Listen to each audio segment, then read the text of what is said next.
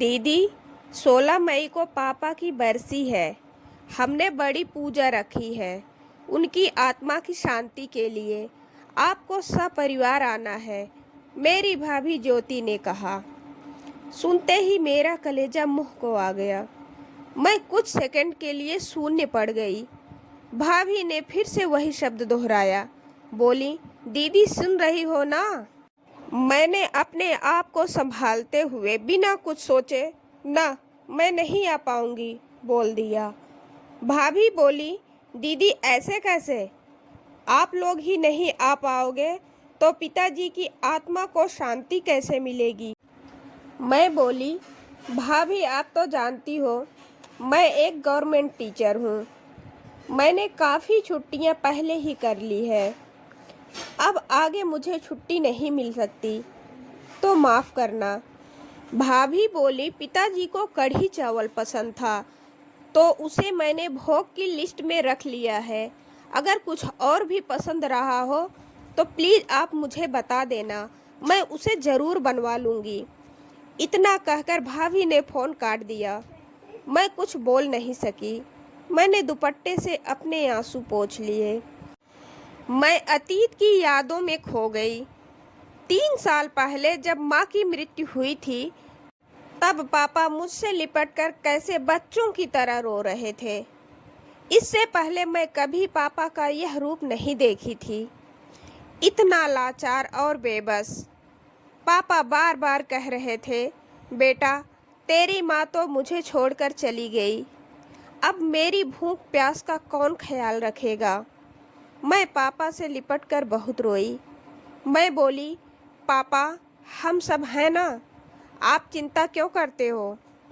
पापा को खाने पीने का बहुत शौक था। जब मम्मी थी तब पापा अक्सर पूरी पराठा, कढ़ी चावल, छोला भटूरा तथा अन्य नई पुरानी डिशेस बनवाते रहते थे। मैंने बचपन से देखा था।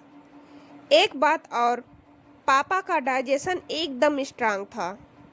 मम्मी के जाने के बाद से पापा एकदम मायूस रहने लगे थे और प्रतिदिन कमज़ोर होते जा रहे थे।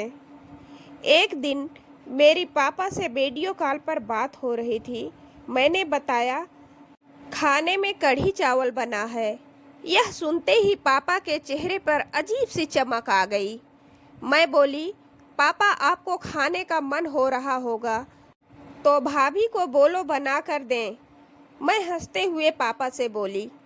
तभी पापा बोले, नहीं नहीं, अब इस उम्र में ये सब कहाँ पचते हैं। भाभी का तो नाम सुनते ही जैसे पापा की आंखों की चमक गायब सी हो गई। पापा ने कॉल रख दिया। पापा का इस तरह का रिएक्शन मैंने कई बार नोटिस किया था। मैं सोचने लगी, पापा को क्या हो गया? इनका डाइजेशन कब से कमज़ोर हो गया?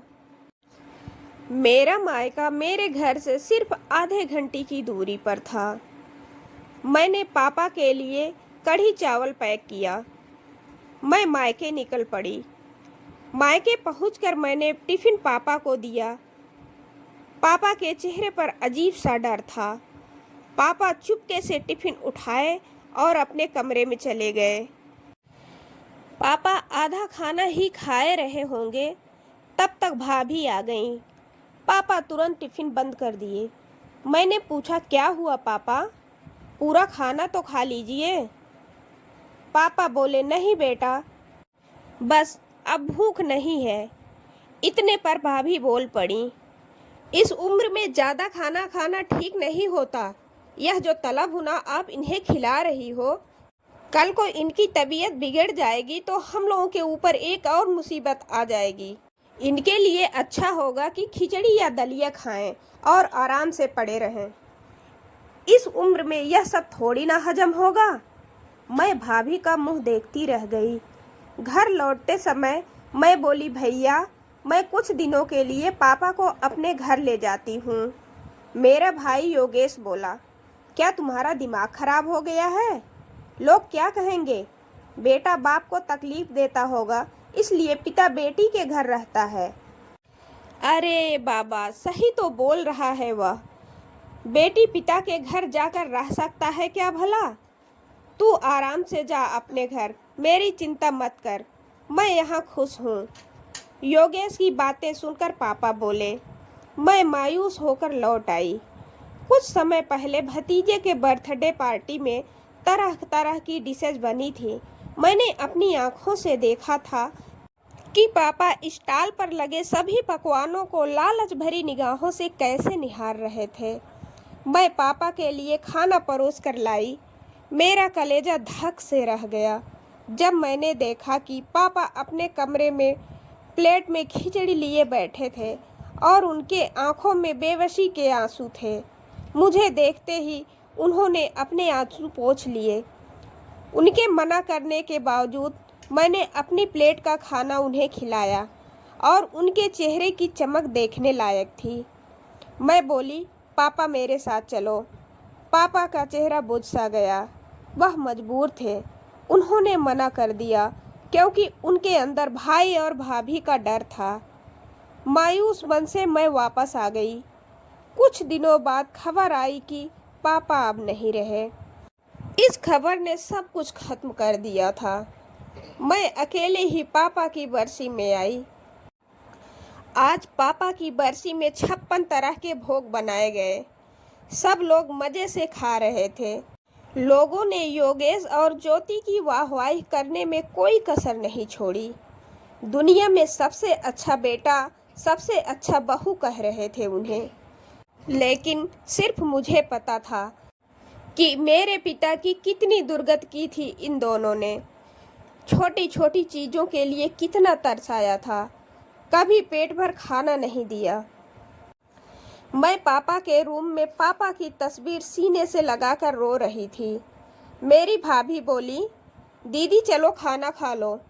मैं बोली, नहीं भाभी, मुझे खाना नहीं खाना। भाभी बोली, लेकिन क्यों?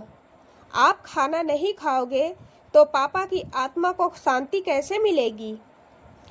भाभी, जिस खाने के लिए मेरे पापा जिंदा थे तब तरसते थे, उसे मरने के बाद दे रहे हो तो वे कैसे तृप्त होंगे? सोच कर देखो एक बार। आज आपने पकवानों का ढेर लगाया है। पापा जिंदा थे तब आपने उनकी मनपसंद खाने के 2 निवाले खिलाए होते तो पापा वैसे भी तृप्त हो चुके होते। वही पापा का असल में श्राद्ध कहलाता। यह जो भी हो रहा है वह सिर्फ एक दिखावा है। मैं बोली, भाभी, आपके पास एक बेटा है। मैं ईश्वर से दुआ करूंगी कि आपका बेटा आप दोनों को जीते जी तृप्त करे, न कि मरने के बाद। धन्यवाद। तो दोस्तों, अगर कहानी पसंद आई है तो एक लाइक ज़रूर करें और कहानी आपको कैसी लगी कमेंट करके ज़रूर बताएं। चैनल पर अगर आप नए हैं तो चैनल को सब्सक्राइब करके बेल आइकन को ऑल पर सेलेक्ट कर लें, जिससे हमारी सभी वीडियोज आपको सबसे पहले मिल सके।